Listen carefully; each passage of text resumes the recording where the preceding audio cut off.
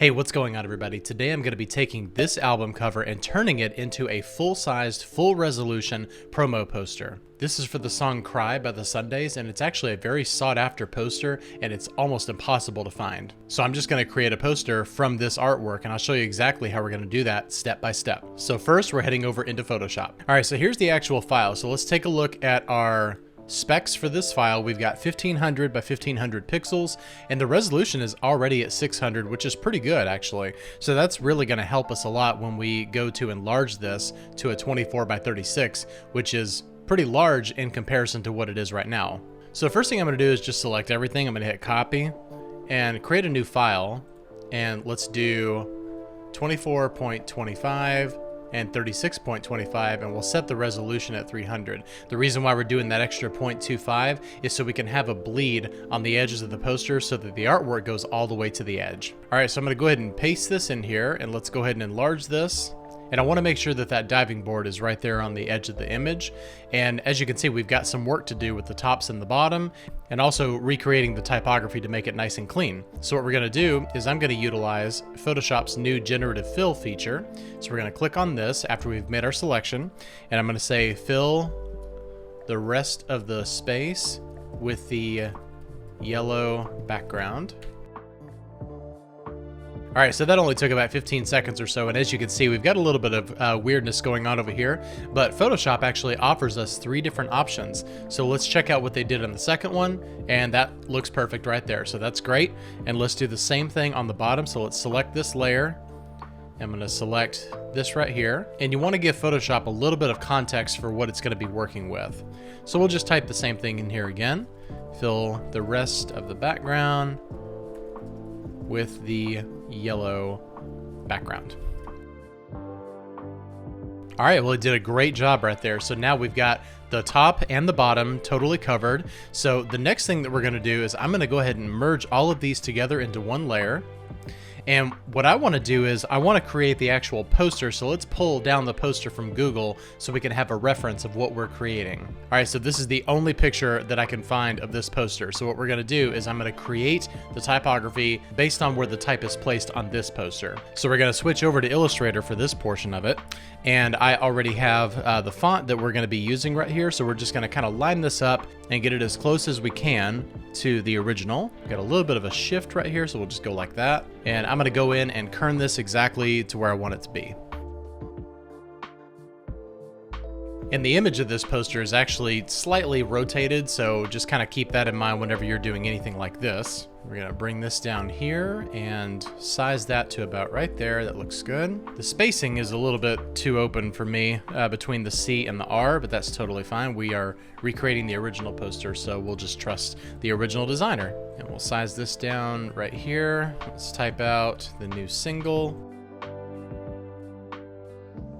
Again, the rotation of this makes it a little bit more difficult to, line up these letters. So I'm just trying to do it as close as I possibly can. All right, so now we're going to copy this top part. Let's go back into Photoshop. And what I'm going to do here is I'm going to enlarge this all the way full size to probably about right there, because I want to get just kind of a reference of where I need to drop this text. So we're going to paste this as a smart object, and it'll be roughly right there. And we're just going to do a transform, bring this up to about right here. That looks good. Make sure that we center it.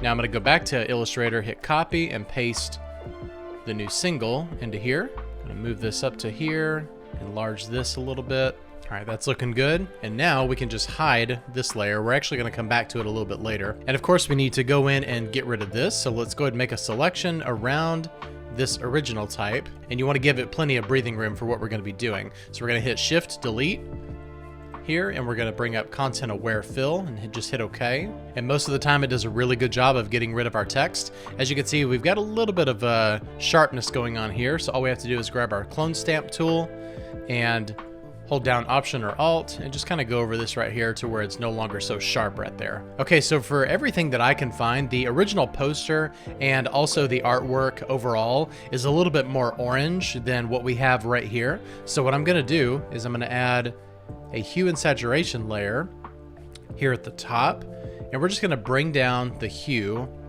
about -10, and we'll just leave it like that. That's perfect. All right, so there's a few other things that I want to do here. A lot of them has to do with enlarging photos. So whenever you enlarge photos, you are stretching and enlarging those pixels, and it makes it a lot more blurry than the original. So what we need to do is we need to cover up those artifacts a little bit, and there's a couple of ways that we can do that. I'll show you. So we're going to click on our top layer right here. I'm just going to create a new layer. I'm going to call this grain, and I'm going to hit Shift Delete and bring up our fill, and we're just going to select 50% gray, hit OK.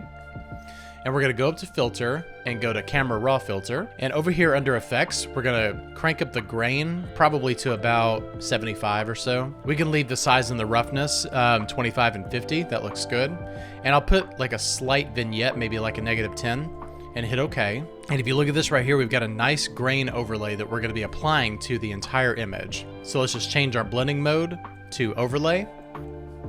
And that does a really good job of helping to cover up those enlargement artifacts whenever you enlarge something and kind of make those pixels larger. So here's what it looks like now, and here's what it looks like before. The grain layer definitely adds a layer of quality to the image, which you would think would detract from it, and it also helps to give it a retro feel. And you can take this one step further by creating another layer, and we'll put this under our grain layer. Fill it with 50% gray again, go up to filter, noise, and add noise.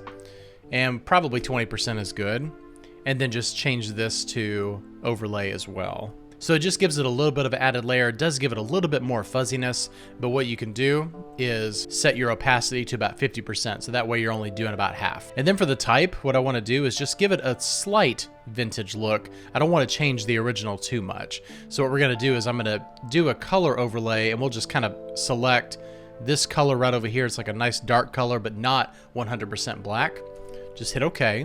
And now by not doing 100% black, this text can now pick up these grain layers that we just added. And now I want to make the text slightly burn into the poster a little bit. So we're going to go up to Filter, Blur, and Gaussian Blur. 20 is way too much, so let's back it down to about 3. Or maybe even like 2. I think that looks good. And now we can take this one step further. We're going to double click on our layer and make sure that you're on the blending options. Go down here to underlying layer and hold down Option on Mac or Alt on Windows and grab this little left ticker right here, and we'll bring it down to probably 190. And what that's going to do is just going to take that underlying layer and blend it a little bit more with the text and make it just slightly opaque to where it looks like it's actual ink being laid on top of the poster rather than just perfectly clean text laying on top of the art. And now we're down here at the bottom of the poster, and all we have to do to duplicate these effects is hold down Option or Alt and click and drag to this layer. And you do have to do this for your Gaussian blur and for your effects. But you will have to do the underlying layer of this one manually. You can't copy and drag that.